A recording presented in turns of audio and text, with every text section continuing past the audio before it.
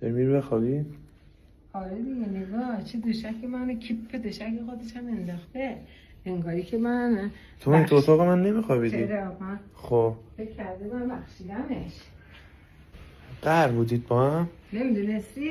نه میگم چند شب مهمون اتاق من بودی؟ ندیدی چند شب اونجا دوشک پیش تو میخوابیدم؟ قهر کرده بودی؟ آره مامان خبری بگو یه شر را بندازم.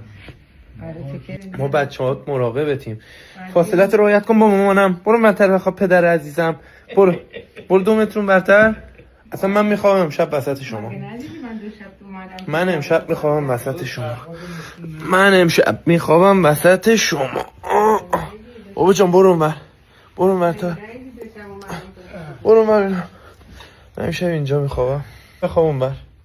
تو اصلا برو بخواب تو اتاقم. من امشب میخوام بغل بابام. برو من ببینم بابام چه حرفی داره با تو بزن.